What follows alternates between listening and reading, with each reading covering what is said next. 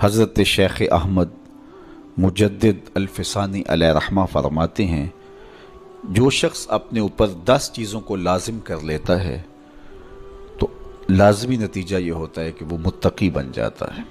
وہ 10 چیزیں کون سی ہیں؟ ماہ صیام کے ان حسین لمحوں میں ہمیں وہ 10 اوصاف اپنے اندر پیدا کرنے چاہیے تاکہ ہم متقی بن جائیں، اور متقی اللہ کے محبوب بندے ہیں۔ تقوی اختیار کرنے والے اللہ جل شانہ کی رحمتوں کے خاص مستحق ہیں۔ جنہیں تقوی کا نور نصیب ہوتا ہے وہ اللہ کی رحمتوں کے سائے میں آ جاتے ہیں۔ اگر ان پر مصائب، آلام، مشکلیں آتی ہیں تو ان کے تقوی کی وجہ سے اللہ انہیں راستے عطا کر دیتا ہے۔ وَمَن يَتَّقِ اللَّهَ يَجْعَل لَّهُ مَخْرَجًا وَيَرْزُقْهُ مِنْ حَيْثُ لَا يَحْتَسِبُ۔ اللہ اکبر۔ ارشاد فرمایا کہ جو اللہ سے ڈرتا ہے، تقوی اختیار کرتا ہے، اس کے لیے ہم مصیبت سے نکلنے کے راستے پیدا کر دیتے ہیں، اور اللہ جل شانہ اس کے لیے وہاں سے رزق عطا کرتا ہے جہاں سے اسے گمان بھی نہیں ہوتا ہے۔ تو یہ تقوی کا نتیجہ ہے جو اہل تقوی کو نصیب ہوتا ہے۔ تو حضرت شیخ نے 10 وہ امور بتائے جو اپنے اوپر لازم کر لینے سے تقوی نصیب ہوتا ہے۔ سب سے پہلی بات آپ فرماتے ہیں زبان کو غیبت سے بچائے۔ اتقاء کے حصول کے لیے زبان کو پاک کرنا ضروری ہے۔ انسان کے زیادہ تر گناہ اس کی زبان کی وجہ سے ہیں، اور غیبت یہ بدترین عمل ہے، اور اس کو بدکاری سے بھی برا قرار دیا گیا ہے۔ الغیبت اشد من الزنا۔ تو اپنی زبان کو غیبت سے بچائے۔ دوسری بات ارشاد فرمائی کہ بدظنی سے بچے، کسی سے خواہ مخواہ بدگمان ہو جانا اور اپنے دل کو کسی کے لیے میلا کر لینا اور اس کی بدگمانی دل میں پالنا، تو یہ تقوی کے منافی ہے۔ تو کسی کی بدگمانی سے، بدظنی سے اپنے دل کو بچائے، زبان کو غیبت سے بچائے، دل کو بدگمانی سے بچائے، اور مسخرہ پن سے بچے۔ بات بات پہ ٹھٹھے مار کے ہنسنا اور اس طرح کی زندگی بسر کرنا۔ اور آج کل تو جب بھی دوست احباب اکٹھے بیٹھتے ہیں تو سنجیدہ اور متین باتیں کم ہوتی ہیں، زیادہ وقت لطیفوں میں ہی کٹ جاتا ہے۔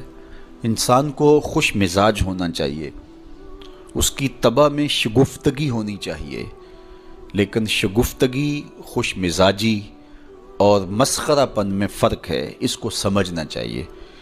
سنجیدہ اور متین زندگی یہ مومن کی زینت ہے، انسانیت کا حسن ہے۔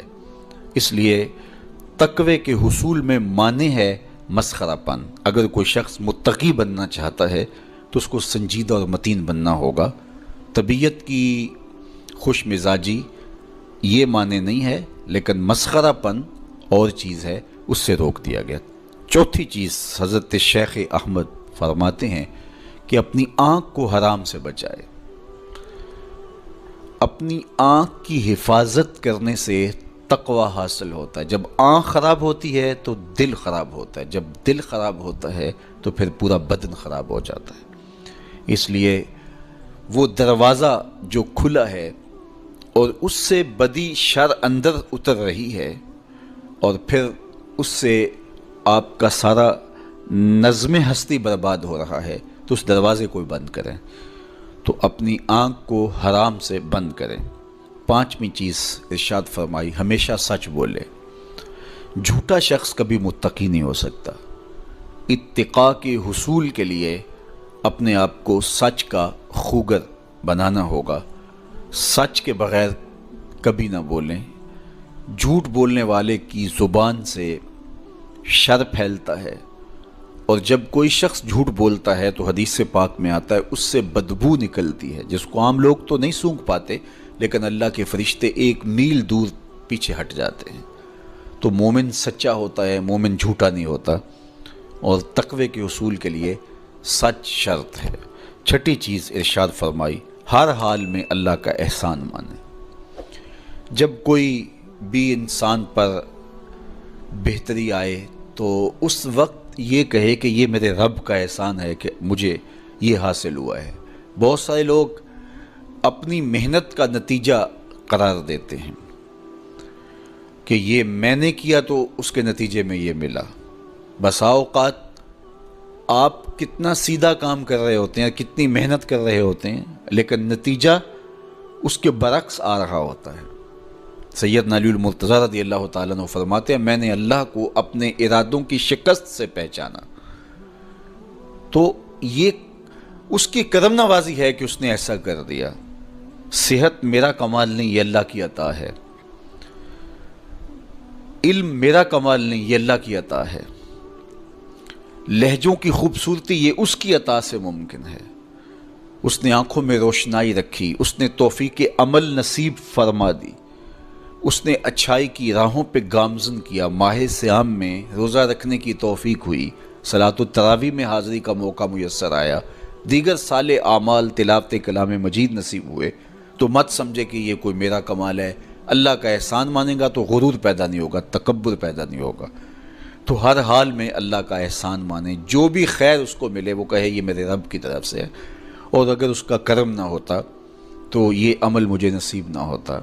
اور کتنے عمل ہیں کہ نصیب ہونے کے بعد عجب سے، تکبر سے، ریاکاری سے برباد ہو جاتے ہیں۔ کیتی کتری پئی کھو محمد تے سکہ بنیا زردہ، کتنے عمل ہیں کہ برباد ہو جاتے ہیں، تکبر آ گیا، عجب آ گیا، ریاکاری آ گئی، تو یہ اس کی طرف سے ہی ہے۔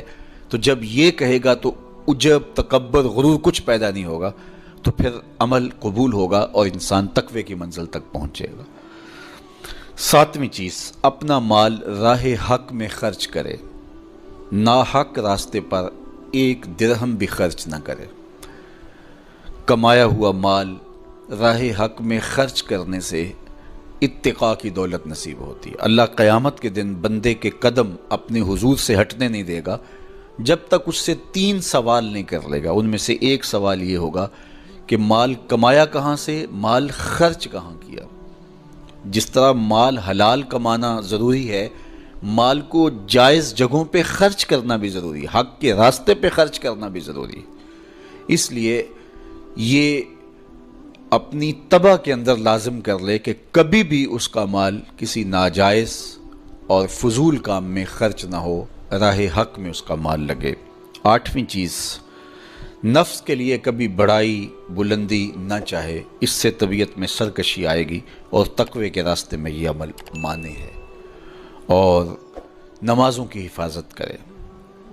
نمازوں کی اگر حفاظت نہیں کرتا تو باقی سارے عمل اس کے پاس ہیں، تو وہ متقی کیسے بن سکتا ہے؟ چونکہ یہ تو اسلام کا بنیادی فریضہ ہے جو اہل ایمان پر لازم کیا گیا ہے، جو کسی صورت کے اندر بھی، حتیٰ کہ حالت بیماری کے اندر بھی معافی جس کی نہیں ہے، سفر کے اندر بھی نماز کی معافی نہیں، مختصر کر دی گئی، قصر کر دی گئی، لیکن معافی نہیں دی گئی، حالت جنگ کے اندر بھی اس کی معافی نہیں ہے۔